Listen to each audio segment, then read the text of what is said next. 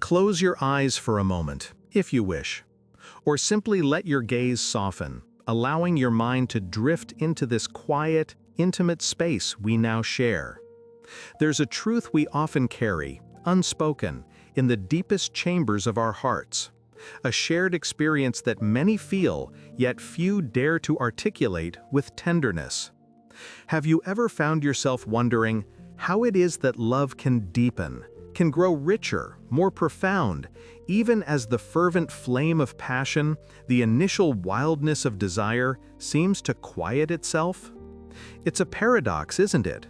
This dance where connection strengthens, where understanding blossoms between two souls, yet the raw, undeniable pull of the body becomes softer, more subtle.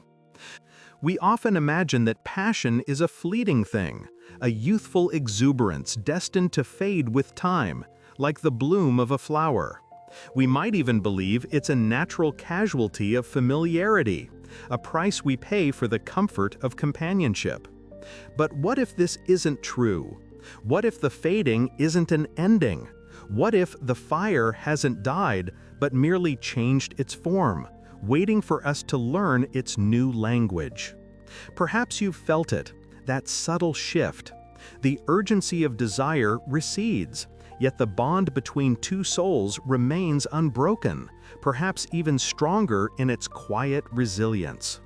There's a warmth there, a knowing, a shared history that no fleeting spark could ever replicate. But still, a part of us might long for that forgotten intensity, that electrifying current that once coursed so effortlessly. It's easy to fall into the trap of thinking that passion has simply departed, left us. We might even begin to blame ourselves or our beloved for its perceived absence. But I invite you to consider another possibility. Perhaps when we think passion leaves us, it is often we who have left ourselves. We disconnect. We forget the source. Between a man and a woman flows not just passion, but life itself. A current, vibrant and constant, yet so often misunderstood. We are taught to see desire as a physical urge, a fleeting sensation, a thing separate from our deeper selves. But desire is not merely the body calling. It is the soul singing. It is the universe remembering itself through us, through our longing for connection, for union, for the ecstatic dance of creation. Think of energy. It never truly disappears, does it? It transforms. When water turns to ice, its nature changes, its flow pauses, but the water is still there. In the same way, the current of sensual energy within us may change its expression, its rhythm. When this energy becomes blocked, when its natural flow is impeded, we don't just lose a physical act, we lose vitality itself. We lose the creative spark that ignites our projects, the healing warmth that mends our spirits, the very joy that colors our existence. We live in a world that often compartmentalizes life. Work here, family there, spirit somewhere else. And sex? Well, sex is often relegated to a dark corner, a primal urge to be managed or indulged, disconnected from the sacred whole. But what if this separation is precisely what dims the flame? What if our passion fades not because love runs out, but because we stop nurturing the fertile ground from which it springs? We forget that this energy is not merely for procreation or pleasure, but for the very procreation of our lives, our joy, our deepest expressions. Think of energy. It never truly disappears, does it? It transforms. When water turns to ice, its nature changes, its flow pauses, but the water is still there. In the same way, the current of sensual energy within us may change its expression, its rhythm.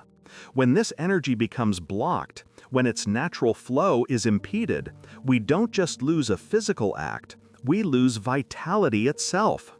We lose the creative spark that ignites our projects, the healing warmth that mends our spirits, the very joy that colors our existence. We live in a world that often compartmentalizes life. Work here, family there, spirit somewhere else. And sex, well, sex is often relegated to a dark corner, a primal urge to be managed or indulged, disconnected from the sacred whole. But what if this separation is precisely what dims the flame? What if our passion fades not because love runs out, but because we stop nurturing the fertile ground from which it springs? We forget that this energy is not merely for procreation or pleasure, but for the very procreation of our lives, our joy, our deepest expressions. Consider the simple act of breathing. When a woman breathes deeply with awareness, life breathes with her. Her entire being expands, softens, becomes receptive. And when a man breathes deeply, truly present in his body, he anchors himself. He opens to his own strength, his own wellspring of presence. In these simple acts, in this conscious presence, the subtle currents begin to stir again. Not forced, not contrived, but gently, like a sleeping river finding its way back to the sea. Attraction, that primal spark, is not sin. It's the universe remembering itself. It's the inherent longing of complementary forces to reunite, to complete a circle. To deny it, to repress it, is to deny a fundamental truth of our being. But to understand it, to honor it, is to unlock a profound source of power, of creativity, of love that transcends the physical. Perhaps the quietening of passion isn't a sign of loss, but an invitation to look deeper, to move beyond the surface-level urges and into the subtle language of the heart, the wisdom of the body, the silent song of the soul. It's an invitation to rediscover that the essence of passion lies not just in the rush of immediate gratification, but in the sustained, tender, and conscious flow of life between two people, between ourselves and the world. This journey isn't about chasing lost sensations. It's about remembering the sacredness of our own life force, remembering that our bodies are temples, our desires are prayers, and our connections are reflections of the divine dance. The questions you carry, the quiet sadness, the longing for meaning, these are not signs of emptiness. They are beacons guiding you back to a deeper understanding, a more profound intimacy with yourself and with your beloved. They are whispers from the energy within you, asking to be seen, to be honored, to be awakened anew. And in that awakening, true passion, in its most expansive and enduring form, begins to bloom once more. We often wonder, don't we, where does it go? That vibrant current, that undeniable pull that once burned so brightly between two people, even when love itself remains steadfast and true. We look at each other, perhaps across a quiet room, or in the stillness of a shared morning, and a question hangs in the air, unspoken. Why did the passion end before the love did? It is a profound question, and it carries a quiet sadness for many. We are not speaking here of the fading of infatuation, which is natural. No, we speak of something deeper, the dimming of a vital force, a sensuality that once infused every glance, every touch, every shared breath. Where does that life force retreat? Understand this: when energy is blocked, we don't lose sex, we lose vitality. We lose a fundamental connection to the very current of life itself. Imagine a river, once flowing freely, now obstructed by stones, by fallen branches, by accumulated silt. The water is still there, beneath the surface, but its movement, its joyful rush, is stifled. Our inner landscape is much the same. This vital, sensual energy, which is inherently creative and sacred, can be obstructed. And the blocks are often not what we expect. They are rarely external forces alone. More often, they are shadows within us. Unconscious hurts, perhaps from long ago, linger like ghosts, whispering doubts, building invisible walls. Fears, too. Fear of vulnerability, of truly being seen, of not being enough. These fears can be subtle, yet they are powerful enough to tighten the flow, to contract the open heart. Then there is the quiet shame, a residue from childhood, from culture, from unspoken expectations. We often wonder, don't we, where does it go? That vibrant current, that undeniable pull that once burned so brightly between two people, even when love itself remains steadfast and true. We look at each other, perhaps across a quiet room, or in the stillness of a shared morning, and a question hangs in the air, unspoken. Why did the passion end before the love did? It is a profound question, and it carries a quiet sadness for many. We are not speaking here of the fading of infatuation, which is natural. No, we speak of something deeper, the dimming of a vital force, a sensuality that once infused every glance, every touch, every shared breath. Where does that life force retreat? Understand this: when energy is blocked, we don't lose sex, we lose vitality. We lose a fundamental connection to the very current of life itself. Imagine a river, once flowing freely, now obstructed by stones, by fallen branches, by accumulated silt. The water is still there, beneath the surface, but its movement, its joyful rush, is stifled. Our inner landscape is much the same. This vital, sensual energy, which is inherently creative and sacred, can be obstructed. And the blocks are often not what we expect. They are rarely external forces alone. More often, they are shadows within us.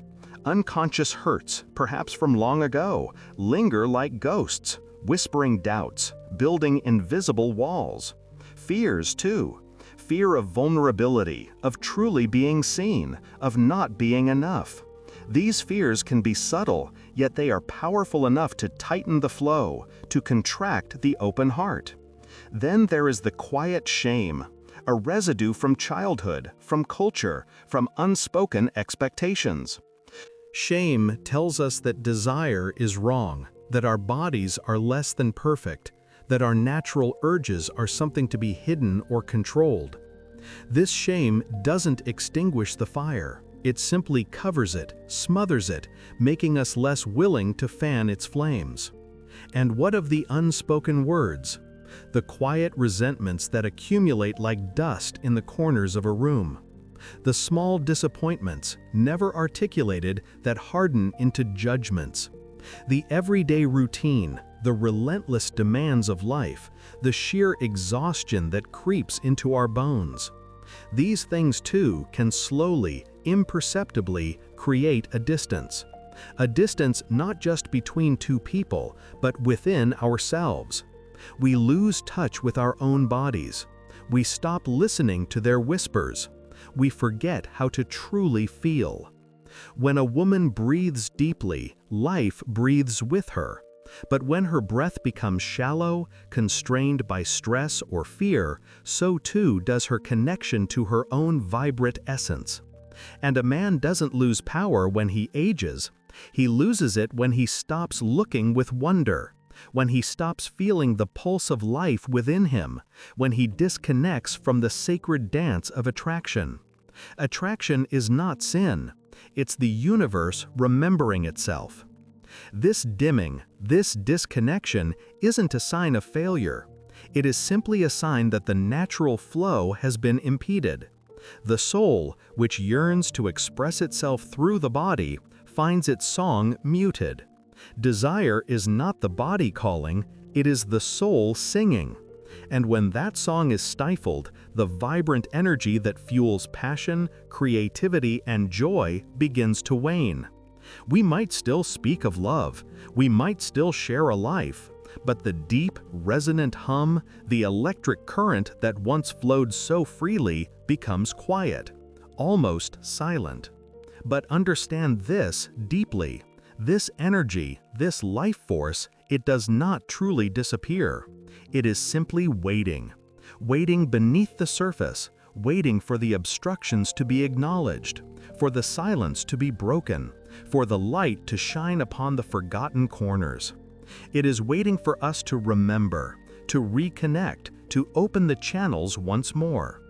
We speak of desire, often with a whisper, sometimes with a blush. We confine it to the body, to the fleeting moment, to a physical urge that comes and goes. But what if we've only glimpsed the surface? What if the true nature of this energy, this yearning, runs infinitely deeper than we've ever dared to imagine? Consider for a moment the breath. It fills your lungs, moves through you without conscious effort. It is simply life flowing. And so it is with this other current, this profound, vital force that we so casually label sexual. It is not merely about procreation or pleasure or even intimacy in the way we commonly define it. No, it is the very current of life itself. It is the impulse that brings forth a new seed from the earth, the force that pulls the tides, the quiet hum of creation in every living cell. This energy, it is fundamentally creative.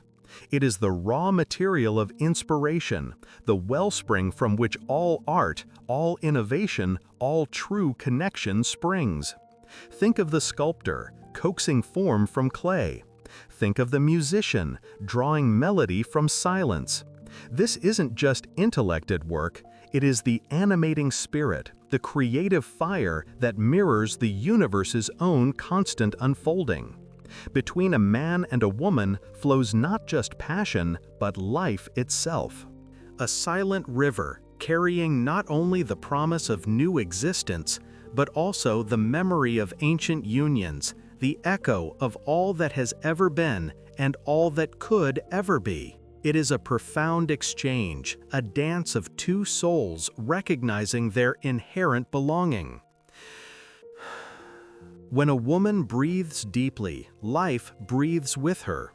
Her entire being becomes a vessel for this sacred current, not just for the possibility of motherhood, but for the full, vibrant expression of her own unique essence. Her intuition sharpens, her empathy deepens, her capacity to nurture, to inspire, to heal, it expands limitlessly. And a man doesn't lose power when he ages. He loses it when he stops looking with wonder, when he stops recognizing this primal, creative energy within himself, not as a drive to conquer or control, but as a source of deep, unwavering presence. When he connects to this flow, his strength is not aggressive, but grounded. His purpose becomes clearer, his vision more expansive. He becomes a protector, yes, but also a creator, a dreamer, a quiet force of nature. Desire is not the body calling, it is the soul singing. It is the soul's inherent longing for completion, for reunion. It speaks in a language far older than words, a language of magnetic pull, of unspoken recognition, of a deep, resonant chord struck between two beings. This longing, it is not a weakness.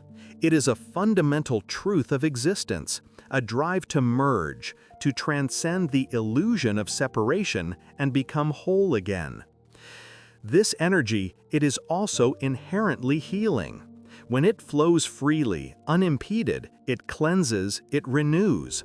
It invigorates every cell, every thought, every emotion.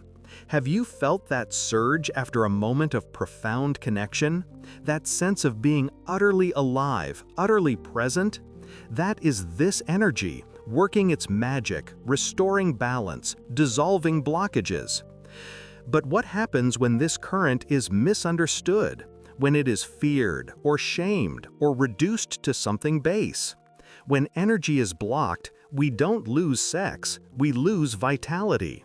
We lose our creative spark. Our relationships falter, not just in the bedroom, but in the quiet spaces of understanding and empathy. We become disconnected from ourselves, from others, from the very pulse of life around us. The colors of the world dim, the music fades, the joy of simply being becomes elusive. Attraction is not sin. It's the universe remembering itself. It is the grand design playing out in the smallest gestures, in the subtlest glances. It is the recognition of complementary forces, of masculine and feminine principles seeking balance, seeking harmony. It is the universe's way of ensuring continuation, yes, but also of reminding us of our fundamental interconnectedness, that we are all threads in an infinitely complex, beautiful tapestry. This deep, sacred current within you, it is your capacity to create, to feel, to heal, to be truly, gloriously alive. It is the source of your intuition, your passion for life, your courage to explore the unknown. It is not something to be controlled or suppressed, but to be understood, honored, and allowed to flow.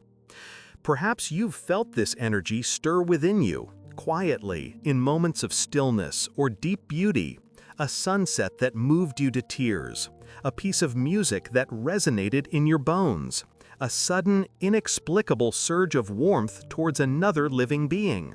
These are all manifestations of the same fundamental life force, the same desire for connection, for expansion, for love. It asks of you only one thing: presence. To feel its subtle movement within your body, to acknowledge its wisdom in your heart, to allow it to guide your actions, not towards fleeting gratification, but towards deeper meaning, profound connection, and boundless creation. So breathe. Feel the current within you. It is ancient, yet ever new. It is powerful, yet gentle. It is your birthright. Love. Feel, breathe.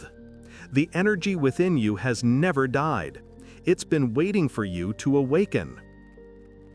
We spoke of the currents that cease to flow, of the quiet spaces where once a river ran. But a river does not vanish. It merely finds new paths, or waits for the rains to swell its banks again. The energy, the very life we speak of, it does not simply disappear.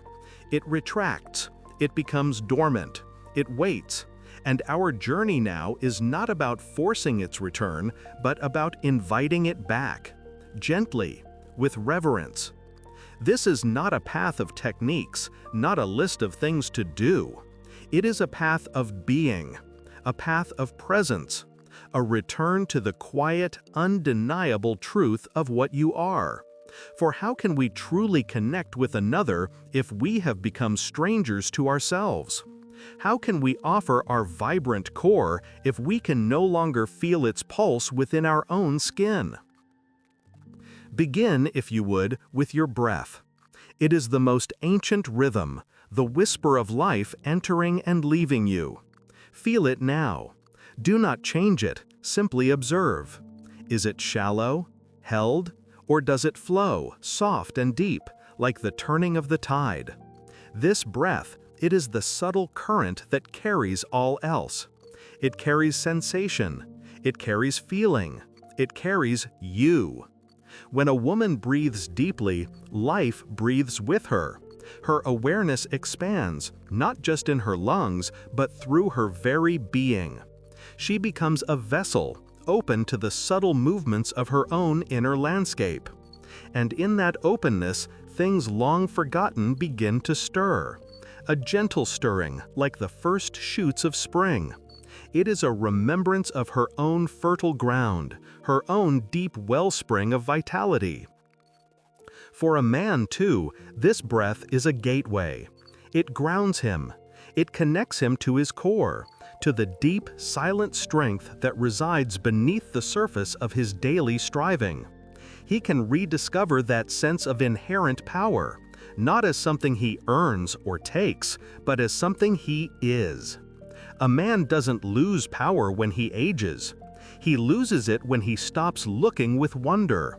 when he stops breathing in the awe of existence and merely exhales the mundane. But through conscious breath, that wonder can be rekindled. The world and his place within it becomes vibrant once more.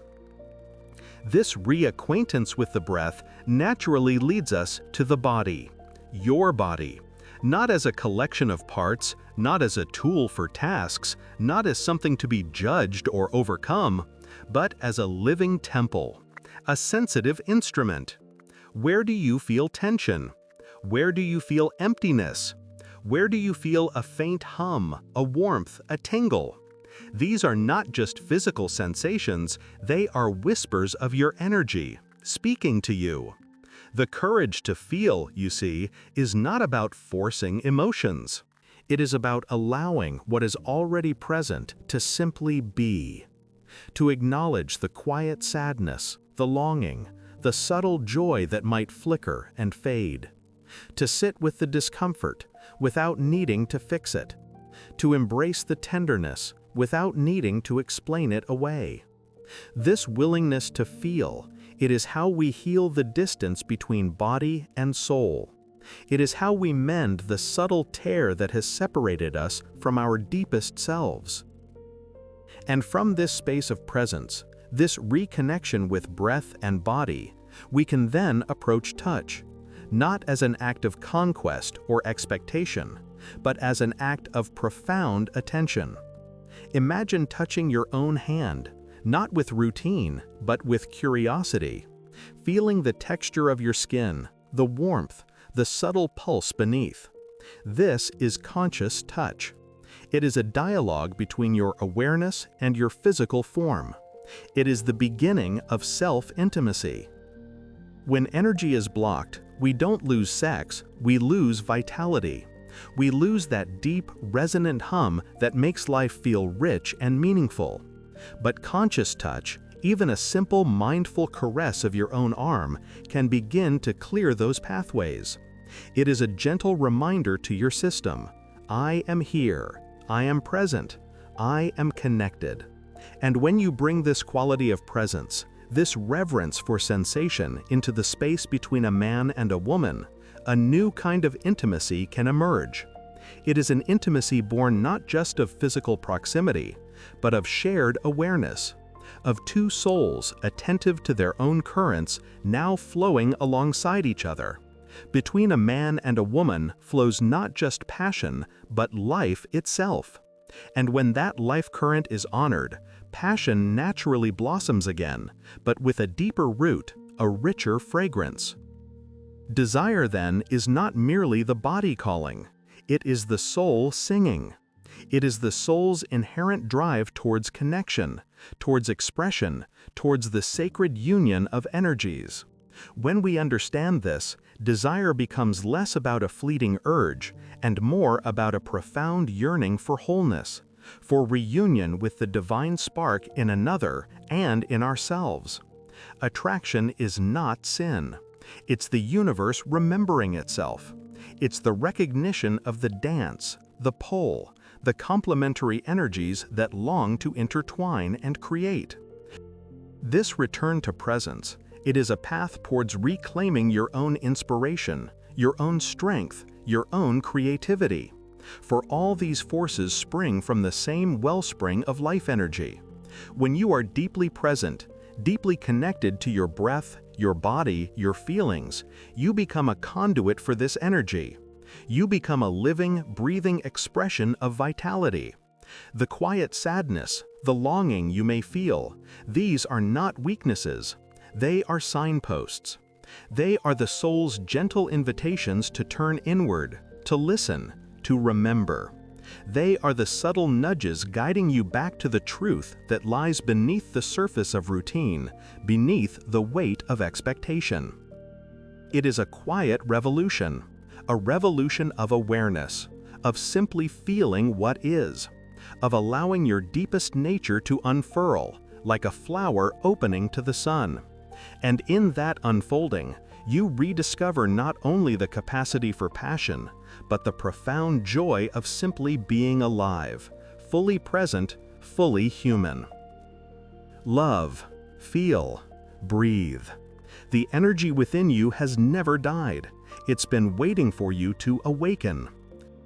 We have journeyed together, haven't we? Into the quiet corners of the heart, where the echoes of what once was linger. We've spoken of passion and its elusive dance, how it seems at times to recede, even when love, true love, remains firmly anchored. Perhaps you've felt it, this gentle sorrow, this yearning for a spark that seems to have dimmed. A quiet sadness, perhaps, in the space where exuberance once resided. And you've asked, not with accusation, but with a profound and tender curiosity, why? Why does this vital current seem to ebb, long before the deep river of affection runs dry? The answer, I believe, does not lie in what has been lost, but in what has been misunderstood. For the energy we speak of, this sacred current of life, it does not truly diminish. It does not vanish into thin air. It simply changes its form, or perhaps it waits. It waits for our attention, for our understanding, for our permission to flow once more. Think of it not as a flickering flame, but as a vast underground spring. Sometimes the path to the surface becomes obscured, blocked by stones of fear, by layers of unspoken expectation, by the dust of daily routine. We forget that the water is still there, beneath the surface, pure and potent. We simply stop listening for its murmur. We stop feeling for its vibration. When energy is blocked, we don't lose sex in the superficial sense. We lose vitality. We lose that deep, resonant hum that reminds us we are alive, truly alive, in every cell of our being. We lose our connection to creation, to inspiration, to the very force that moves mountains and paints galaxies. And so, the question transforms. It is not, how do I get it back, but rather, how do I remove what stands in its way? This energy, this essence, is not something to be acquired. It is inherent. It is the very fabric of who you are. Between a man and a woman flows not just passion, but life itself. And this life, this current, is constantly seeking expression. Desire, in its purest form, is not the body calling for mere physical release. No. Desire is the language through which the soul speaks. It is the soul singing its longing for connection, for union, for the ecstatic remembrance of its own divine nature. When a one breathes deeply, truly deeply, life breathes with her. Her entire being becomes a vessel for this sacred current. She is not just taking air into her lungs, she is drawing in the very essence of existence, allowing it to move through her, to animate her, to soften her. And in that softness, in that deep surrender to breath, she becomes a living current. She becomes magnetic, not by effort, but by presence. And a man doesn't lose power when he ages. He loses it when he stops looking with wonder, when he ceases to see the mystery in the everyday, the sacred in the mundane, the endless depth in the eyes of his beloved. True power is not about control. It is about reverence. It is about holding space for the exquisite unfolding of life, within himself and within his partner. It is about becoming a steady, grounded channel for that life force to flow. Attraction is not sin. It is not something to be feared or suppressed. It's the universe remembering itself. It's the recognition of two unique expressions of the divine, drawn together by an invisible thread, seeking to weave a new tapestry of shared existence. It is a profound, primal echo of unity. Perhaps we have been taught to fragment ourselves, to separate our minds from our bodies, our spirits from our desires, to see certain aspects of ourselves as lesser or dangerous. But the truth is, you are a whole being. Every part of you is sacred. Every impulse, when understood and honored, carries a spark of the divine. The fading of passion, then, is often a symptom of this fragmentation, a signal that a part of us has gone unheard, unacknowledged, unloved. When we heal this inner distance, when we learn to integrate all the facets of our being, the current begins to flow again, naturally, effortlessly. This is not about chasing a fleeting sensation. It is about cultivating a profound and abiding connection to the wellspring within. It is about understanding that true passion is not just a sudden, explosive flash, but a deep, constant current of life, a sustained warmth, a pervasive aliveness that infuses every moment, every touch, every shared glance. When we stop fearing our own power, life begins to flow again. The fear of our own intensity, our own creativity, our own capacity for profound joy and intimacy is often the greatest dam. We fear the vulnerability that comes with true openness. We fear the raw, untamed nature of our own sensual spirit. But when we allow ourselves to gently dismantle these fears, brick by brick, the waters rise. The energy stirs. It remembers its path. This awakening is not a violent upheaval. It is a quiet unfolding. It is a gentle rediscovery. It is the subtle shift from trying to make something happen to allowing something beautiful to be. So, tonight, as you lie in the quiet, perhaps with the soft hum of the world fading around you, turn your attention inward. Not to search, not to fix, but simply to feel. To listen, to sense the subtle stirrings, the gentle pulse, the silent promise of life within you. The energy within you has never died. It has been waiting, patiently, lovingly, for you to awaken. Love, feel, breathe. The energy within you has never died. It's been waiting for you to awaken.